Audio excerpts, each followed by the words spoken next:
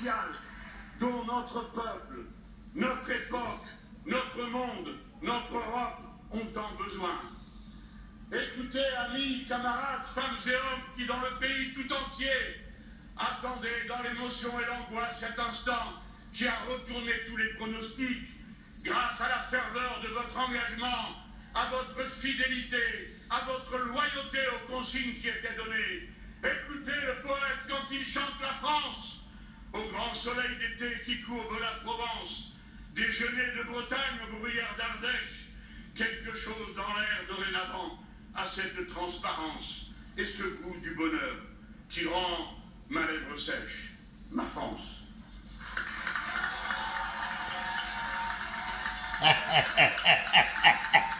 Vous l'entendiez, c'est donc Jean-Luc Mélenchon qui s'exprimait depuis la place Stalingrad, là où se tient la soirée de la France insoumise. Il s'est d'abord adressé au président de la République. Le président doit s'incliner, doit admettre cette réalité. C'est désormais le nouveau Front populaire qui doit gouverner. Il doit appeler le nouveau Front populaire à gagner. Le nouveau Front populaire appliquera son programme, rien que son programme, par décret dès cet été. Abrogation de la retraite à 64 ans, blocage des prix, SMIC à 1 600 €. C'est ensuite aux autres partis du nouveau Front populaire que Jean-Luc Mélenchon semble s'être adressé, puisqu'il a mis en garde contre le souhait éventuel de certains de se détacher du nouveau Front populaire pour peut-être se rallier à une coalition, on l'évoquait tout à l'heure, puisqu'il dit, attention, le nouveau Front populaire est un tout dont on ne peut dissocier les partis. Nous refuserons toute négociation et toute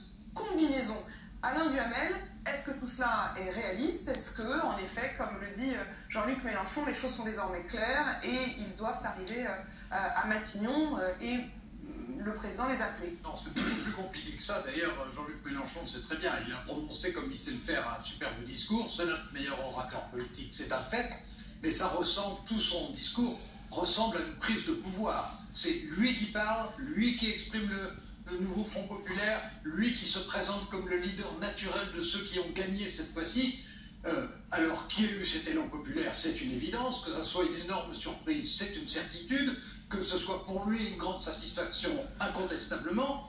Mais au-delà de ça, il n'est pas seul à l'intérieur du nouveau Front populaire. Il faudra voir déjà ce que sera le rapport des forces qui s'est modifié entre, d'un côté, les insoumis, de l'autre les socialistes, les écologistes et le Parti communiste. Et puis surtout, il y a un chiffre qui n'est absolument pas apparu dans le discours de Jean-Luc Mélenchon, c'est qu'il manque 89 votes.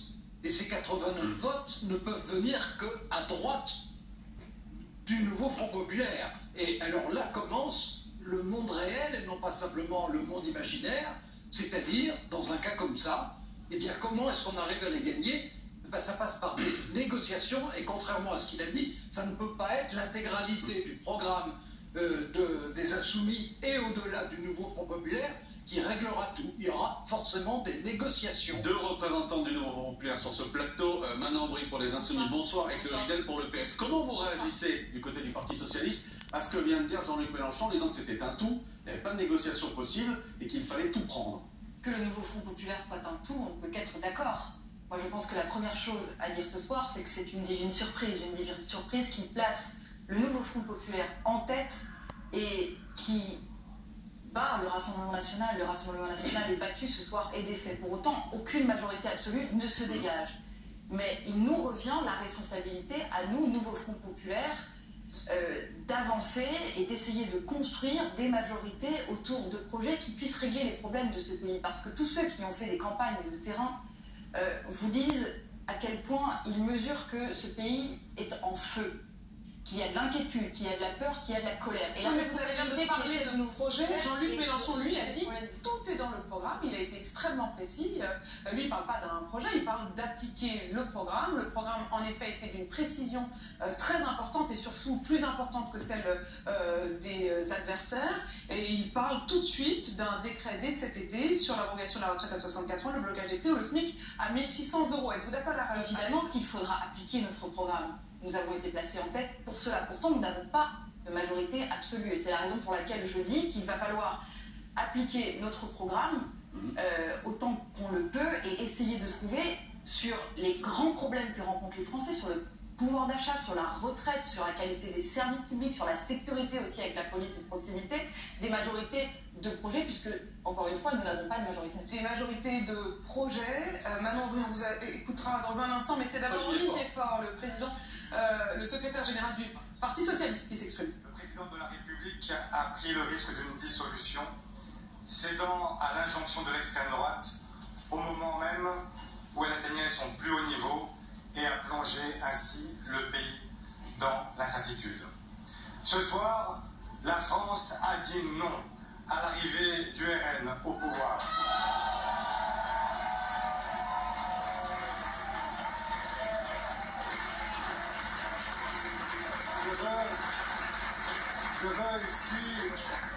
Je veux ici, à travers vous, remercier les millions de Françaises et de Français qui nous permettent ce soir un soupir de soulagement.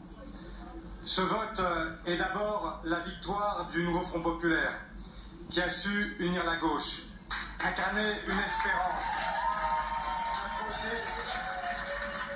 imposer contre le danger de l'extrême droite un front républicain. Ce vote a permis d'éviter le pire, mais il ne peut se limiter à n'être qu'un répit. Il doit ouvrir à une véritable refondation autour de grands axes qui permettent à nouveau de faire nation. Il doit y avoir un avant et un après 7 juillet. Dans les prochains jours, c'est le rôle du Front populaire et en son cœur, notre famille, la famille socialiste, de refonder un projet collectif pour notre pays et fédérer une majorité de Françaises et de Français. La France méritait mieux qu'une alternative entre néolibéralisme et fascisme comme cela nous est imposé depuis 7 ans. Ce vote confère au nouveau Front populaire une responsabilité immense, celle de trouver un chemin pour faire avancer la France et répondre aux besoins des Françaises et des Français, répondre aux défis de la guerre, du changement climatique, des inégalités, faire aussi de la France une voie qui fait avancer l'Europe. Je le dis ce soir, nous ne nous prêterons à aucune coalition des contraires qui viendrait trahir le vote des Français et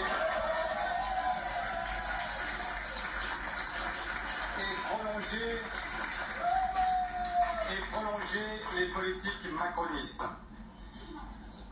Nous ne voulons qu'une seule chose, faire en sorte que notre pays se retrouve. Il a été tellement fracturé. On a connu tant d'oppositions jusqu'à ces derniers jours où le RN avait même fait le choix de diviser les Français entre eux.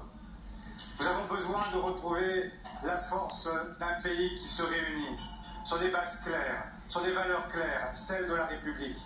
Faire en sorte que nous n'ayons plus à nous regarder les uns et les autres en se demandant si nous devons faire la route côte à côte ou face à face. Et donc, le nouveau Front populaire doit prendre en main cette nouvelle page de notre histoire. Dans cette démarche, nous n'aurons qu'une seule boussole, celle du programme du nouveau Front populaire. Olivier Faure, le patron du Parti Socialiste qui vient de prendre la parole. On va revenir sur ce qui est en train de se passer à gauche. Encore une fois, d'après notre projection, c'est donc la gauche qui serait ce soir en tête et premier groupe à l'Assemblée. Mais Jean-Philippe Tanguy, je me tourne vers vous. Bonsoir, merci d'être là. Député réélu du Rassemblement national. Oui, 58%. Réélu. Comment vous expliquez l'énorme désillusion pour vous ce soir? Mais désillusion, nous, on ne se fie pas aux